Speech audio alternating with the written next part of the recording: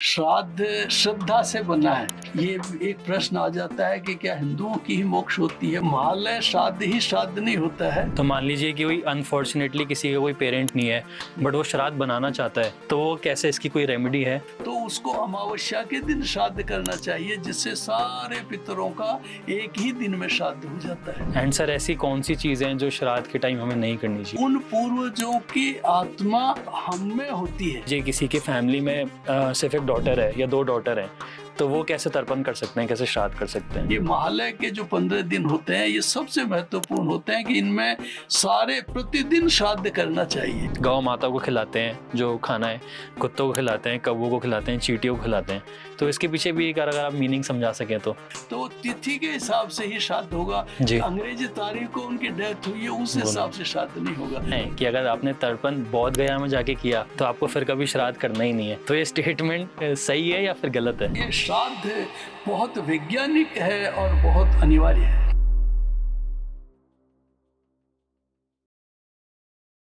नमस्कार and hello to everyone, welcome to our show raising consciousness, जहां हम कोशिश करते हैं उन टॉपिक्स को टच करें जो हमारे इनर सेल्फ और आउटर वर्ल्ड के बारे में जो कनेक्शन है उसके बारे में समझने के लिए और अपनी अवेयरनेस बढ़ाने के लिए।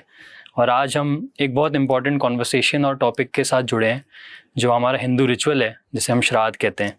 और हम आज कोशिश करेंगे श्राद्ध के बारे में समझने की, श्राद्ध और तर्पण के बारे में समझने की।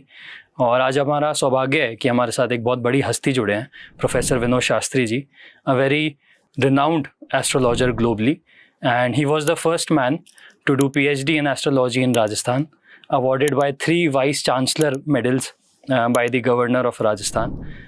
सर को 40 साल से ज़्यादा एक्सपीरियंस है पामिस्ट्री, वास्तुशास्त्र और एस्ट्रोलॉजी में, और इन्होंने 25 से अधिक बुक्स लिखी हैं इसके ऊपर।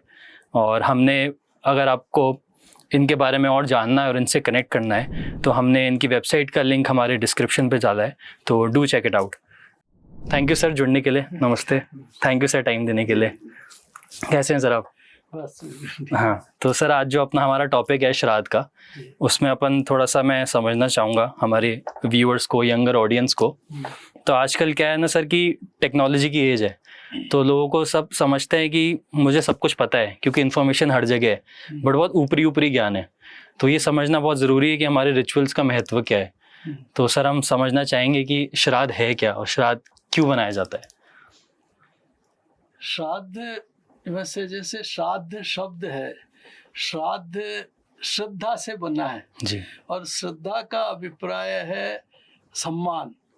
तो जो हमारे पूर्वजों का, जो हमारे, जिनको हम पितर कहते हैं जी, जो हमारे पूर्वज हैं, उनके प्रति सम्मान प्रकट करने का एक अवसर होता है जी।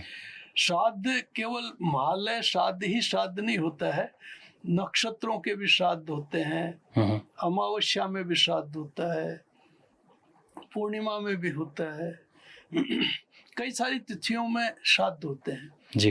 पर महालय श्राद्ध को ही आम जनता श्राद्ध के रूप में मानती है। Okay. और उसका कारण क्या होता है कि जो ये आश्विन कृष्णा प्रतिपदा से अमावस्या तक का जो समय होता है 15 दिन का जी, इसमें कन्या का सूर्य रहता है। और कन्या का सूर्य रहने के कारण ही इनको कनागत कहते हैं। Okay. हमारे राजस्थानी में कनागत कहते हैं। तो कनागत से अभिप्राय है कन्यागत, जब कन्या में सूर्य रहता है। और कन्या का सूर्य है वो नीचाभिलाषी होता है।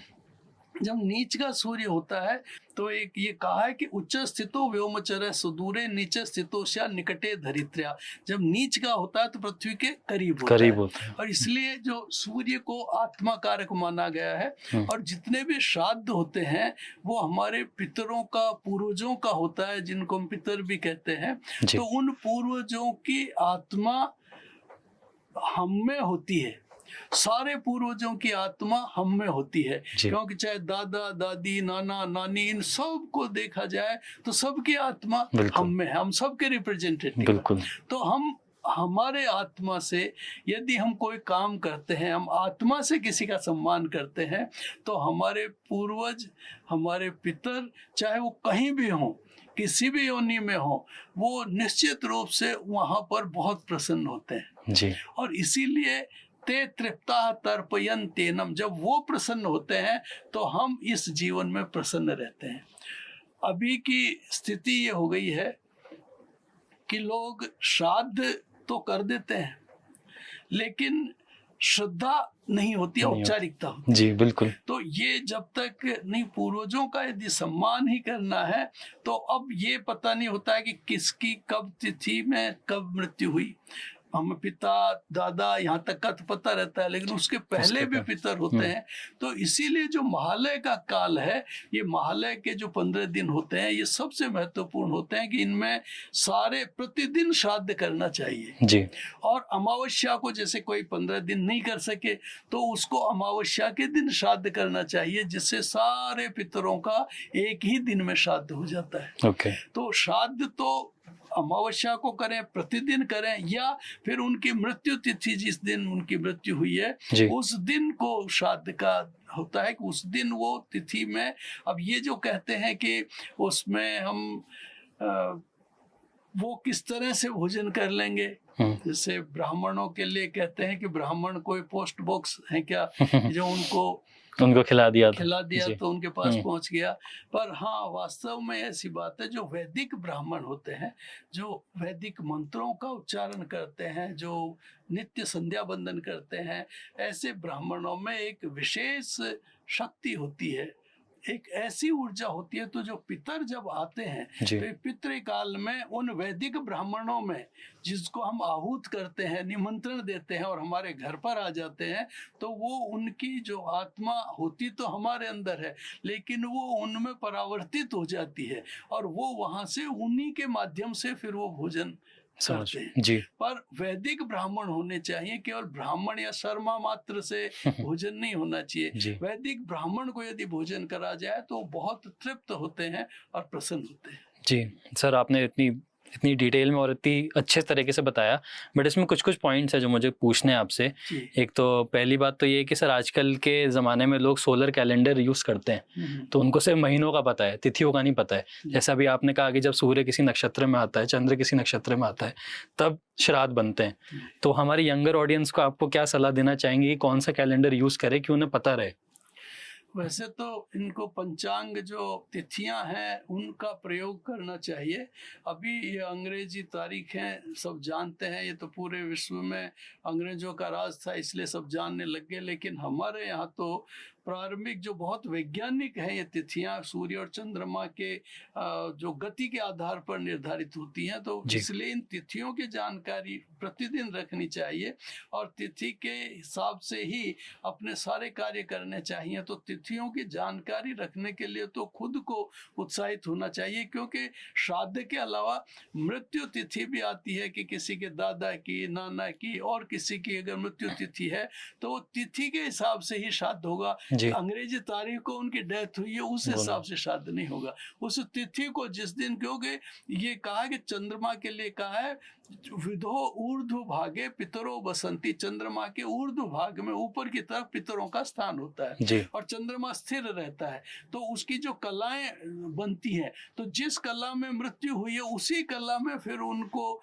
उसी क्षण हम उसको यदि श्रद्धा से श्राद्ध करते हैं तो वो ग्रहण करते हैं। ओके जी। तो सर जैसे भी आपने तिथि का वो बताया कि इसमें करना चाहिए, डेट के हिसाब से नहीं करना चाहिए, तो मान लीजिए कि कोई अनफॉर्चुनेटली किसी का कोई पेरेंट नहीं है और उसको कोई गाइड करने वाला नहीं है, बट वो श्राद्ध बनाना चाहता है पूरे मन से, श्रद्धा से, तो वो कैसे, इसकी कोई रेमेडी है? देखिए, श्राद्ध का तो है, तिथियां वैसे तो संभव हो तो महालय श्राद्ध तो प्रतिदिन करना चाहिए, और प्रतिदिन नहीं कर सके तो अमावस्या के दिन तो श्राद्ध कर लेगा, तो उसके सारे श्राद्ध जितने भी पितर हैं क्योंकि अमावस्या के दिन सारे पितरों का समागम होता है, इसलिए वो अमावस्या को श्राद्ध करने से सारी समस्या दूर हो जाती है। ओके। एंड सर ऐसी कौन सी चीजें हैं जो श्राद्ध के टाइम हमें नहीं करनी चाहिए उस 15 दिन के पीरियड में? श्राद्ध में बहुत सारे नियम हैं। एक तो श्राद्ध के अंदर नाखून नहीं काटने चाहिए, बाल नहीं बनाने चाहिए, झूठ नहीं बोलनी चाहिए, वो तो कभी भी नहीं बोलना चाहिए, किसी को परेशान नहीं करना चाहिए, बार बार खाना नहीं खाना चाहिए, किसी तरह के व्यभिचार दुराचार से बच के रहना चाहिए, मैथुन नहीं करना चाहिए। तो ये जो जिसमें श्राद्ध होता है, जो श्राद्ध करता है उनके लिए पूरे 15 दिन ये बहुत सख्ती से इनका पालन करना चाहिए और चुगली नहीं करनी चाहिए। कई सारे जितने भी अवगुण हैं उन सब से बचना चाहिए। साथ ही श्राद्ध के अंदर जब किसी को पंडित जी को बुलाएं तो उसमें कई चीजें हैं, जैसे लौकी है, बैंगन है, कटहल है, भैंस का दूध है। भैंस के दूध से खीर बनाते हैं तो वो भी ग्राह्य नहीं है। गाय का और देसी गाय का होना चाहिए, होलिस्टीन और जर्सी गाय का भी ग्राह्य नहीं है। तो देसी गाय का घी, देसी गाय का दूध, देसी गाय का दही, इन्हीं से श्राद्ध किया जाता है। कम से कम यदि पूरा संभव नहीं हो तो जो ब्राह्मणों को भोजन कराया जाए और जिनको श्राद्ध की जो थाली निकाली जाए वो तो इन्हीं की होनी चाहिए। तब वो श्राद्ध श्रेष्ठ रहता है जी। इसी के साथ साथ श्राद्ध के कुछ स्थान भी हैं कि जैसे घर में श्राद्ध करें तो अच्छी बात है, पर घर के अलावा नदी के किनारे भी तर्पण किया जा सकता है, देवालय पर भी जाकर किया जा सकता है, बड़ के पेड़ के नीचे, पीपल के पेड़ के नीचे, आंवले के पेड़ के नीचे, यहाँ जाकर के भी अगर तर्पण किया जाए और श्राद्ध के उनके प्रति श्रद्धा समर्पित की जाए तो वो पितर बहुत प्रसन्न होते हैं, ऐसी शास्त्रों में मान्यता है। अच्छा सर, जैसा भी आपने तर्पण का वर्ड यूज किया, तो ऐसा कहा जाता है, ऐसा मानना है कि अगर आपने तर्पण बोध गया में जाके किया तो आपको फिर कभी श्राद्ध करना ही नहीं है। तो ये स्टेटमेंट सही है या फिर गलत है? नहीं, ऐसा नहीं है। ये जो लोग गया श्राद्ध करके आ जाते हैं उसके बाद यहाँ श्राद्ध करना बंद कर देते हैं, बहुत गलत है। गया श्राद्ध से अभिप्राय ये नहीं होता है कि फिर बिल्कुल मुक्ति होगी। गया श्राद्ध में तो वैसे ही है जैसे खेती जब बादल से पानी बरसता है तो किसान प्रसन्न होता है, बीज बोएगा और फिर बहुत प्रसन्न होगा। तो वैसे ही जब कोई भी पुत्र पौत्र गया में जाकर के जब श्राद्ध करने जाता है तो वहाँ पितृ जो हमारी आत्माएं हैं पूर्वजों की, वो जहाँ भी होते हैं वो बहुत प्रसन्न होते हैं और वहाँ और अन्य की अपेक्षा वहाँ ज्यादा प्रसन्न होते हैं। पर वहाँ प्रसन्न होने का मतलब ये नहीं कि एक बार किसी को बहुत प्रसन्न करके और फिर उसको हमेशा के लिए छोड़ दिया जाए, ये बिल्कुल गलत है। ये बहुत गलत धारणा है कि वहाँ जाने के बाद समुक्त। तो आजकल क्या है कि सब ये जितने भी पूर्वज हैं, माता पिता ही आफत लगने लग गए, पूर्वज आफत लगने लग गए। तो ऐसी स्थिति में उनसे मुक्ति पाने का एक जरिया लोगों ने समझ रखा, बाकी ऐसी बात नहीं है। शास्त्रीय व्यवस्थाओं में तो उसके बाद भी नित्य वैसे ही श्राद्ध करना चाहिए जैसे पहले करते आए हैं। तो चाहे गया में करें, चाहे पुष्कर में करें, चाहे अमरकंटक जा करके करें, नर्मदा के किनारे करें, गंगा के किनारे करें, हरिद्वार करें, चाहे यमुना के किनारे करें, चाहे बद्रीनाथ केदारनाथ जा करके करें। हाँ, देव तीर्थों पर जाके तर्पण यदि पितरों को किया जाता है तो हमारे माध्यम से, क्योंकि हम ही में उन सब की आत्मा है, इसलिए हम जब तर्पण करते हैं तो डायरेक्ट कनेक्टेड रहते हैं और उससे वो बहुत प्रसन्न होते हैं। जब हम तर्पण करते हैं तो जो लोग तर्पण करते हैं, नित्य तर्पण करते हैं या श्राद्ध में तर्पण करते हैं, वो लोग अपेक्षाकृत प्रसन्न रहते हैं। और आजकल मानसिक बीमारियां बहुत ज्यादा हो रही हैं और उसके पीछे कारण ही यही है कि लोग पितरों को तर्पण करना, श्रद्धा सम्मान करना भूल गए। और जब सम्मान करना जब भूल जाता है तो सम्मान पाने का अधिकारी भी नहीं रहता है। और इसीलिए जब सम्मान नहीं मिलता, व्यक्ति को किसी तरह की प्राथमिकता नहीं मिलती, तो फिर वो डिप्रेशन में चला जाता है, फिर परेशान होता है। तो आजकल यही स्थितियां बन रही है, बहुत ज्यादा बढ़ती जा रही है जी। इसलिए ये श्राद्ध बहुत वैज्ञानिक है और बहुत अनिवार्य है जी। बहुत अच्छे से समझाया सर आपने। ये हिंदू रिचुअल्स में हमारा जो साइंटिफिक एंगल है ये समझना बहुत ज़रूरी है हमारे यूथ को और सबको। और सर अभी जब आपने तर्पण की बात करी तो जो आपने पुत्र वर्ड यूज़ किया, तो ऐसा कहा जाता है कि ज्येष्ठ पुत्र तर्पण करता है। बट मान लीजिए किसी की फैमिली में सिर्फ एक डॉटर है या 2 डॉटर हैं, तो वो कैसे तर्पण कर सकते हैं, कैसे श्राद्ध कर सकते हैं? वैसे तो क्या है कि तर्पण पुत्र करता है, पौत्र करता है, दोहित्र करता है, लेकिन ये नहीं होते हैं। तो ऐसा नहीं है कि महिलाएं तर्पण नहीं कर सकती हैं। महिलाओं को श्राद्ध करने का, श्राद्ध तो ब्रह्म भोज होता है, वैदिक विद्वान को भोजन करना होता है तो वैदिक विद्वानों को भोजन करा सकती हैं। जी। और उसके बाद तर्पण करने का होता है तो तर्पण तो खुद भी जलांजलि दे सकती हैं। ऐसा नहीं है, हाँ ऋतुकाल नहीं होना चाहिए, तो ऐसे समय में वो उनको जलांजलि दे सकती हैं। पर ये एक भी कन्या का ग्रहण नहीं करते, ऐसी बात नहीं होती है। कन्या का जो दोहित्र है वो तो सर्वश्रेष्ठ माना जाता है। श्राद्ध में पौत्र से भी ज्यादा श्रेष्ठ दोहित्र माना जाता है, भांजा श्रेष्ठ माना जाता है। अच्छा। इसलिए जिनके कोई भी संतान नहीं है वो सीधे श्राद्ध कर सकते हैं और तर्पण भी कर सकती हैं महिलाएं। उनको ऐसी कोई वर्जना नहीं है, कुछ शास्त्रों में कहा है लेकिन कई स्मृतियों में उनको इसके लिए स्वीकार किया है। अच्छा। और सर ये जो तर्पण में हम जल लेते हैं, इसमें काला तिल डालते हैं और कुशाग्रास डालते हैं और जौ डालते हैं, तो इन सब के पीछे मीनिंग क्या है? ये जो है, कुशा है और जल हैं, ये सारे के सारे पितरों के प्रतीक हैं। और जिनमें हमारे जो हमें क्या होता है, हमारे अंदर 84 योनियां जो होती हैं, तो 84 यव को लेके 84 अंशों को लेके हम जन्म लेते हैं। तो हमें 21 भाग तो पिता का होता है और 15 भाग दादा का होता है, 10वां भाग हमें परदादा का होता है, 6 भाग हमें उसके पिता का होता है, फिर 3 भाग उनके पिता का होता है और 1 भाग उनके पिता का होता है। ऐसे 7 पीढ़ी हमारे साथ होती है। तो जब ये तिल जो होता है, तिल, यव, जल, ये और कुशा, तो कुशा तो ब्रह्म का प्रतीक होती है, जो प्रारंभ से आते हैं और ये शुद्धि का कारक बनती है। और यव और जो वो है हमारे पिता से ऊपर का पार्ट के लिए इनको दिया जाता है। और दूसरा क्या है कि कृष्ण जो तिल होते हैं, ये जो हमारी नकारात्मक चिंतन है उसका है, यव है सकारात्मकता का प्रतीक है। तो नकारात्मकता और सकारात्मकता यानी राग द्वेष से दूर होकर और हम उनको श्रद्धा में समर्पित करते हैं, तो ये इसके प्रतीक होते हैं। हम राग द्वेष से दूर होकर के हम हमारी श्रद्धा उनको समर्पित कर रहे हैं। तो बहुत बड़ा लॉजिक है सर इसके पीछे जो आपने अभी समझाया है।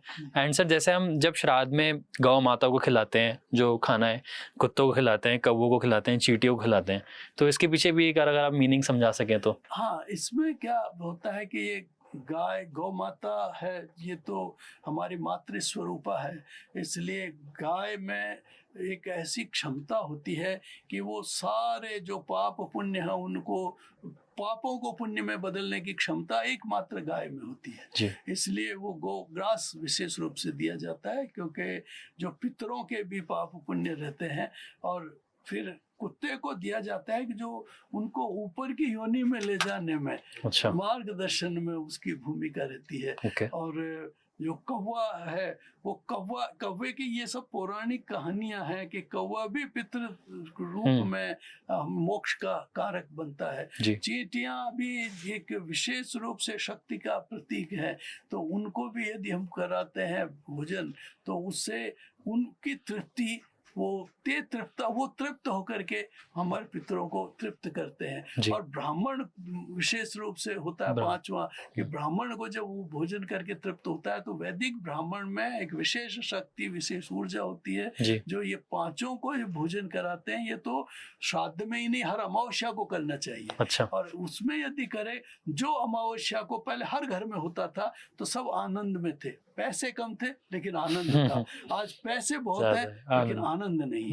इसलिए ये श्राद्ध तो आनंद के लिए और परमानंद के लिए है, स्वार्थ से नहीं। सिर्फ उनके प्रति हम श्रद्धा समर्पित करेंगे, निश्चित रूप से हमें आनंद मिलेगा, क्योंकि जो देता है उसको आनंद आता है, स्वयं को नहीं। आज का स्वार्थ ही हो गए सब लोग। तो ऐसे ही जब श्रद्धा, मरने के बाद तो श्राद्ध करें, और जीते जी माता पिता को पूछे ही नहीं, अगर दादा दादी की कोई कद्र नहीं, उनको तो पागल समझें। तो ऐसे में जो जीते जी श्राद्ध नहीं कर सका तो वो तो ये पागलों के ही लक्षण है, वो जीते जी पागल है। उसके बाद वो क्या श्राद्ध करेगा, और श्राद्ध करेगा तो दिखावा होगा। इसलिए श्राद्ध तो अगर किसी के माता पिता, दादा दादी, नाना नानी जीवित हैं, उनकी जितनी सेवा कर ले उससे बड़ा अवसर उसको जीवन में मिल नहीं सकता है। और ये जीते जी श्राद्ध है, उसके बाद में जो श्राद्ध है वो तो औपचारिकताएं होती हैं, शास्त्रीय व्यवस्थाएं हैं, लेकिन वो भी बहुत वैज्ञानिक है। लेकिन सबसे ज्यादा महत्वपूर्ण है कि जीते जी लोगों को श्रद्धा के साथ उनका सम्मान करें और जितनी सेवा कर सकें उतने वो उनको प्रसन्नता होगी, सारे मानसिक रोग दूर हो जाएंगे। सर ये मतलब ये आपका बड़प्पन है सर, एंड सर हम बहुत ग्रेटफुल हैं कि आप हमें मार्गदर्शन कर रहे हैं, ये सब चीज़ें आप हमें समझा रहे हैं। एक सर कोई हमारी जो ऑडियंस है जो एस्ट्रोलॉजी में बिलीव नहीं करती है, जो धर्म में बिलीव नहीं करती है, बट उनको भी ये सब चीज़ें अफेक्ट करती हैं, श्राद्ध वगैरह, अगर आपका कोई मैसेज आप देना चाहें उनके लिए तो? देखिए, श्राद्ध तो सभी को, यूथ, नई जनरेशन, चाहे हिंदू और दूसरे किसी भी धर्म के लोग हों, ये एक प्रश्न आ जाता है कि क्या हिंदुओं की ही मोक्ष होती है, प्रसन्न वही होंगे, ये श्राद्ध तो हिंदू करते हैं। पर वास्तविकता यह है कि श्राद्ध के समय पूरी दुनिया में हर धर्म के व्यक्ति के पूर्वज उनमें आते हैं और वो जिस तरह का खाना उस काल में खाते हैं वो उसी से तृप्त होकर के चले जाते हैं। इसलिए श्राद्ध तो सभी के लिए होता है और युवाओं को खास तौर से अपने पूर्वजों का और सम्मान से पहले जो जीते जागते हमारे पिता हैं, माता हैं, उनको सम्मान करना चाहिए। यदि उनका सम्मान करेंगे तो वो बहुत प्रसन्न होंगे, उनके साथ बैठना चाहिए, उनको समय देना चाहिए। तो उससे उनके सारे कार्य, जब वो मानसिक रूप से स्वस्थ रहेंगे तो जीवन में चाहे कैरियर हो या व्यक्तिगत जीवन हो, सब में प्रसन्नता होगी। इसलिए सबसे ज़्यादा महत्वपूर्ण है कि श्राद्ध से पहले जो जीवित हैं, माता पिता, सौभाग्यवश दादा दादी, नाना नानी, उनकी पूरी सेवा करनी चाहिए। जी जी, थैंक यू सर, इतने आपने सरल वे में और इतने अच्छे से समझाया सबको। आप प्लीज़ ये वीडियो ज़्यादा से ज़्यादा लोगों में फॉरवर्ड कीजिए और बताइए लोगों को श्राद्ध का महत्व और इतनी सारी इंपॉर्टेंट चीज़ें जो गुरुजी ने कही है। थैंक यू सर, आप अपना टाइम देने के लिए। Thank you sir.